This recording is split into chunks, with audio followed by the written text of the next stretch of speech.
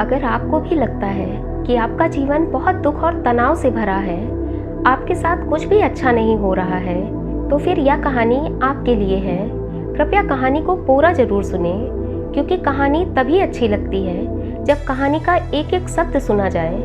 इस कहानी के अंत तक आप समझ जाएंगे कि आप तनाव मुक्त जीवन कैसे जी सकते हैं और ऐसी क्या गलती कर रहे हैं जो जीवन में मिलने वाले सुखों का आनंद नहीं ले पा रहे हैं। कहानी कुछ इस प्रकार है। एक बार एक राजा को एक फ़कीर मिला। वह राजा उस फ़कीर को अपने साथ महल में ले आया।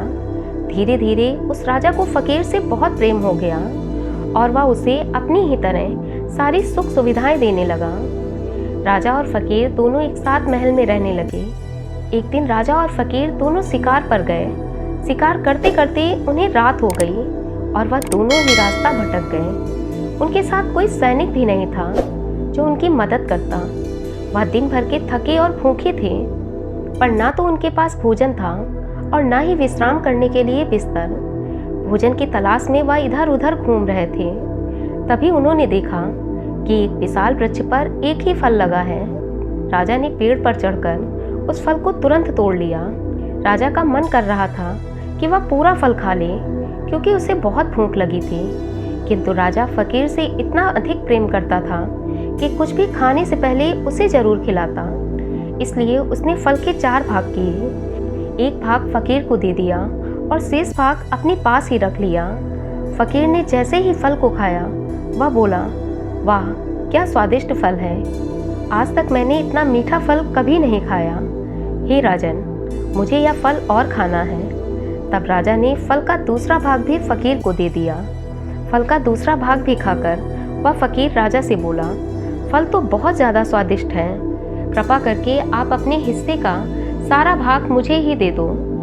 अब राजा को बहुत आश्चर्य हुआ। वह सोचने लगा, मैं तो इससे इतना अधिक प्रेम करता हूँ कि कुछ भी खाने से पहले इसे ज़रूर खिलाता हूँ, पर यह फ़कीर तो मुझसे बिल्कुल भी प्रेम नहीं करता।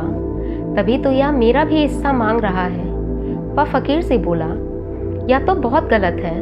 तुमने फल के सारे टुकड़े खा लिए। अब मैं अगर एक छोटा सा टुकड़ा खाने जा रहा हूँ तो वह भी तुम मांग रहे हो। तुम्हें क्या मेरी भूख नहीं दिखती? फ़कीर ने कहा, क्योंकि मेरी भूख तुम्हारी भूख से बहुत बड़ी है। इतना कहते हुए उसने राजा के हाथ से फल का वह आखिरी टुकड़ा भी छीन लिया। राजा को अब फ़कीर पर बहुत गुस्सा आया। उसने कहा, यह उदंडता है। अब मैं यह टुकड़ा तुम्हें किसी कीमत पर नहीं दूंगा। राजा ने फ़कीर के हाथ से फल का आखिरी टुकड़ा छीनकर अपने मुंह में रख लिया। जैसे ही उसने उस टुकड़े को अपने मुंह में रखा, उसने तुरंत उसे निगल दिया और फ़कीर से बोला, यह क्या?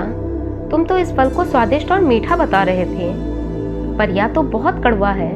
तब फ़कीर बोला, हे राजन, आपने तो हमेशा ही मुझे मीठा और अच्छा फल दिया है। अगर एक बार दुर्भाग्य से मेरे हिस्से में कड़वा फल आ गया तो इसकी शिकायत मैं कैसे कर सकता हूँ। दोस्तों, आप इस कहानी को इस तरह से भी समझ सकते हैं। कहानी का जो राजा है वह हमारी ज़िंदगी और फ़कीर हम हैं। उस राजा की तरह यह ज़िंदगी भी हमें कई सुख सुविधाएं और खुशियां देती है। किंतु जब कभी दुख रूपी कोई कड़वा फल हमारे हिस्से में आ जाता है तो हम तनाव में रहने लगते हैं। जब हमें खुशियां मिलती हैं तो हमारा मन कभी भी अहोभाव से नहीं भरता, किंतु जब कभी दुख मिलते हैं तो बस उन दुखों के लिए हम रोते रहते हैं। इसलिए अगर आप तनाव मुक्त जीवन बिताना चाहते हैं तो उन पॉजिटिव चीज़ों के बारे में सोचें जो आपके अंदर पॉजिटिव एनर्जी भर देती हैं। जैसा कि उस फ़कीर ने किया, उसने राजा द्वारा दिए हुए कड़वे फल के बारे में ना सोचकर उन मीठे फल यानी कि उन सुख सुविधाओं के बारे में सोचा, जिस कारण उसने कड़वे फल के लिए राजा से कोई शिकायत नहीं की। इसलिए आज से ही आप उन चीज़ों के लिए अहोभाव करें जो यह ज़िंदगी आपको दे रही है। फिर आप खुद महसूस करेंगे कि आपके मन में किसी तरह का कोई तनाव नहीं है और आप तनाव मुक्त जीवन बिता सकेंगे।